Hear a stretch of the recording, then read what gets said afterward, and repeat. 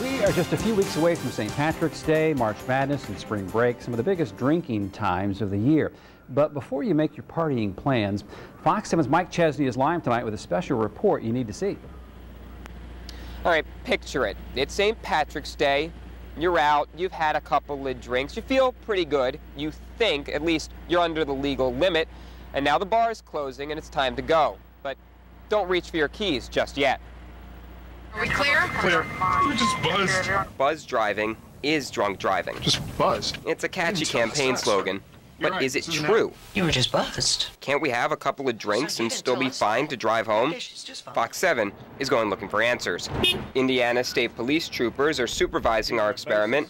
We have 4 volunteer test drivers who are getting some alcohol-free practice first. For Tommy. I think my time was 32 seconds. And Grant. I'd say I'm a good driver. Get drunk. And Rhett. It was adrenaline pumping. And Curtis. I think I was less stressful. Get buzzed. This time just be slow and easy. Senior Trooper Randy Huddleston keeps things safe with his foot on the passenger seat brake of Ivy Tech's driver ed car. It was just a simple course that we tried to put together to include some simple maneuvers that you might come in contact with out here on the road. Initially, stone cold sober, the guys are doing fine.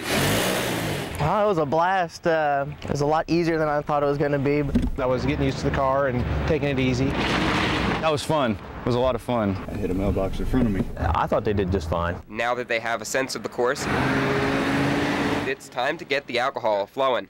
We need to get the blood alcohol levels for Grant and Tommy above 0.08, the legal limit nationwide. I got to 0.06, and I even made the comment that I don't think I could drive right now because I just kind of felt distorted. I had a shot after that, and that put me at over the legal limit.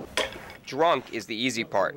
Troopers keep a close eye on Rhett and Curtis to make sure they drink enough to feel buzzed, but stay under the legal limit. Grab that white tube there. Mission accomplished. Tommy is around 0.13, Grant's sitting at 0.09, and both Rhett and Curtis are around 0.06. At least you're honest. We get them back on the course, and the results for our drunks are dramatic. Tommy knocks out a bunch of cones during his runs. All the cones kind of blend together. They become one. So it's kind of harder to set your line, hit your marks when you're accelerating or braking or whatnot. Oh, right side. Grant can't keep things under control behind the wheel either. I ended up spinning out, and it didn't feel like I spun out because I was so drunk. Oh, he said to get out. But we expected this. They're both legally drunk. Rhett and Curtis are buzz drivers. I can't drive two-handed. Their course performance is the real question here. Not even being legally drunk, but still being impaired really affected my driving. Curtis hits cone after cone during his runs. Did I get 3? Yeah. Wow. The care factor maybe was gone a little bit. Just didn't care. My reaction time was a lot slower than what I expected to be. Rhett has a lot of trouble too. Right. Going around the corners, I cut a little too close, thought I was doing fine, and ended up hitting cones. Oh God, oh God, oh God, oh God. From inside the car, Senior Trooper Huddleston doesn't see a big gap between the driving of any of the guys. It's bad all around. It was a lot more choppy. They might have made it through the course with very few cones, but it was a lot of gas, brake, gas, brake, gas, brake. One of them tried to put it in gear when it wasn't running. I had one driver try to start the car twice, didn't even realize it was running. The results don't surprise Sergeant Todd Ringel. We know that driving with a BAC as little as 0.04% affects people, and today was a very good example. And an eye-opening experience for everyone involved. If you apply this out on the road, they would have still been able to drive off the road and have a crash.